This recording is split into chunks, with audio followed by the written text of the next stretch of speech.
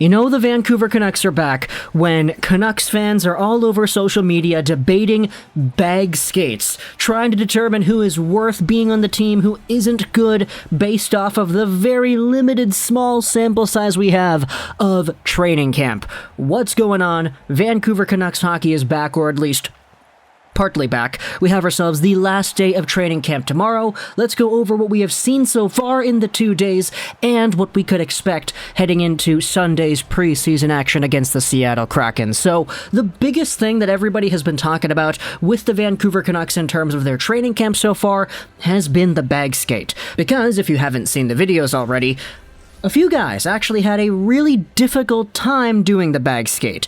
In particular, the one that people are blaming on the most is Oliver Ekman-Larsson, who, in a video posted by Chris Faber, was shown to be clearly just the last person in his cohort doing the bag skate and wrapping things up.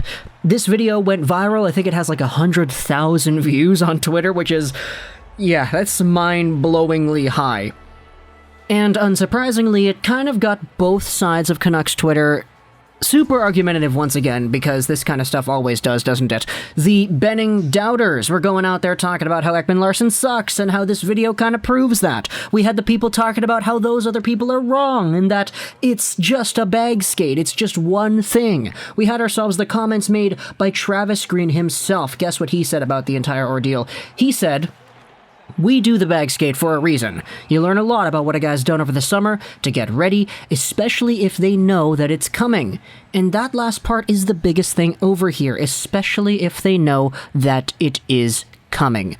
Oliver Ekman-Larsson is fresh out of the Arizona system, and the bag skate happens at the very end of practice. Furthermore, we had ourselves what was, I think, a few sets done of this bag skate before the video that we saw was published. And according to people that were over there, it appeared that Ekman-Larsson actually had a pretty good training camp, and he was actually keeping up with the bag skate until the very end. You could talk about his endurance, you can talk about, oh, he wasn't ready for it and all that, but Travis Green made it a very clear point when he was speaking to the media that some guys are brand new to the system, some guys are new in the organization, and thus they're just not all that ready for the stuff that we have because they're not exposed to it. So we will see indeed where Ekman-Larsson goes, how physically fit I guess he is during the season, and I mean, he's not even the only guy who went out there and had a poor time during the bag skate. Olli Juolevi went out there, and he was completely lying down on the ice for a good solid few minutes afterwards. And before we leave this topic, I guess I'll say one more thing. You gotta remember that the best player in the bag skates the previous few years was always Jay Beagle, so yeah, take the bag skate with a grain of salt, I guess, as you will. But regardless, I think there are indeed some other stories from around training camp that can spark the mood up a little bit more. In particular, let's go over Vasili Podkolzin. He was skating with Conor Garland and JT Miller for a few of the line rushes, and this guy, oh my goodness, I did not realize just how poised and how skilled Vasili Podkolzin's shooting ability was. He was like a freight train out there, and it's kind of funny because it's almost like JT Miller kind of took Podkolzin under his wing. You saw these two hanging out quite a lot during the training camp sessions, and Miller was just talking to him the entire time. You know, Miller's a talkative guy, right? We had seen it with all the interviews and the behind-the-scenes footage that Miller is a very passionate guy when it comes to just getting the fine details right. So seeing that newfound camaraderie between the new guy and what is essentially an older veteran on the team. I know it's weird to call Miller old because he's not really too old, but still, comparative to Podkolzin, who's like 20, it is really nice to see out there. Speaking about other guys who are younger on the team, Danila Klimovich. This guy came out here just trying to prove that he has what it takes to be a mainstay NHL contributor as soon as possible. We had seen the entire hype train for this guy ever since he was drafted in the summer, and talking about what the agents were saying. His goal is to make the league, he wants to play here, and we had even more updates suggesting, okay, he might play in the QMJHL, maybe AHL, we'll see where he goes from here, but from all the video footage and the updates we have seen from those who have attended training camp, Klimovich is looking pretty good. This is what Farhan Lalji said about the young forwards we discussed about over here. Podkolzin physically ready for this level, and he makes good decisions. Klimovich, on the other hand, he has skill for days, although there's very little detail in his game. Drance over here also said that his raw puck skills already look NHL level. He has deeks and tricks for days. For example, this is one of the tweets from Thomas Drance.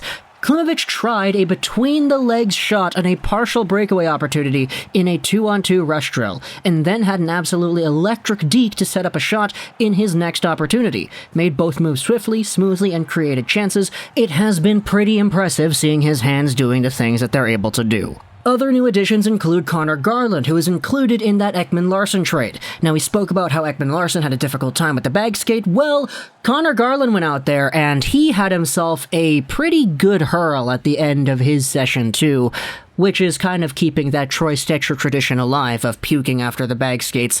So the two Arizona guys definitely did not have a fun time in that part of practice, but we still had ourselves some pretty good combinations as well. We spoke about how he was also playing with Podkolzin and JT Miller. I do think it's really interesting how they're having that little setup there as a potential substitute, I guess.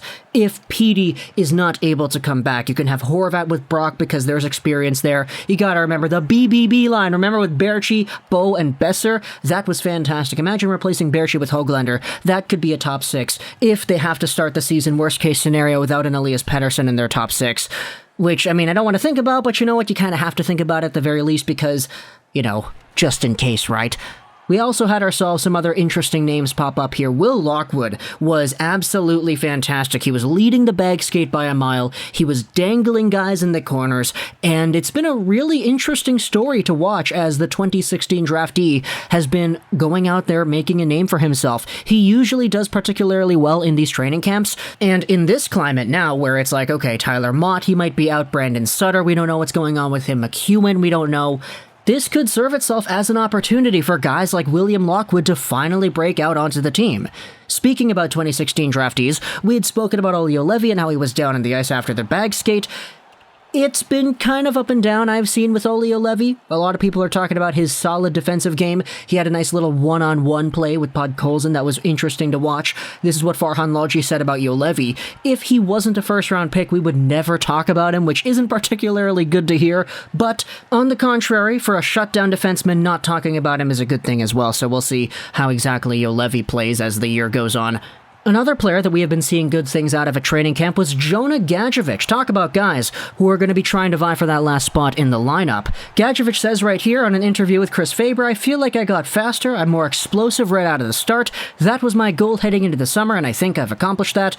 It's also being confirmed by people who have been watching training camp that, yeah, Gadjovich looks a little bit lighter on his feet, he's a little bit more quick out there, and he's been doing the little moves in tight as well, putting himself on the board. So all in all, it's been a pretty interesting training camp so far. We just only went over a few names. We didn't talk about the ones that you kind of know about already because, Demko, Besser, Horvat, we know how good these guys are. We know what we expect out of them. But when it comes to the new guys in the organization, Ekman-Larsson, bag skate controversy, but he looked pretty okay in the regular drills. He got a lot of shots on net, too, during all of the regular offensive zone shifts.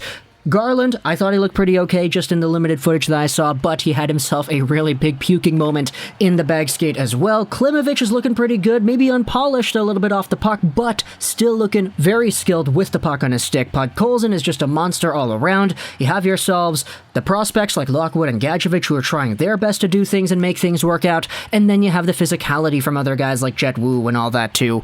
Either way, this training camp has been entertaining to see without Petey and Hughes. It is kind of funny to see how everything is shaping up without these two, because we all kind of just know that with all of the struggles and the drills and stuff, you're still missing your two best players from the organization, right? And just trying to think about it that way, it makes things a little bit more enticing as to who fills out the roster spots in the meantime, With all the extra spots up for grabs, especially on the forward side of things, there certainly is some debate as to what's the plan, as to who's going to fill in those spots, as to who deserves those spots. And this training camp, we have one more day tomorrow, as well as the preseason action starting on Sunday, that is really going to go out there and determine who answers those questions. So talk to me in the comments, what do you think about the entire Canucks training camp experience so far? Quick reminder that bag skates are not the be-all and end-all. I know we spoke about them a lot today here, but come on, it's a bag skate in training camp. It's not that big of a deal. We'll just see how they perform once the games actually start, okay? Okay. Talk to me in the comments. What do you think? If you enjoyed this video, Josh Rolls 99. And bye.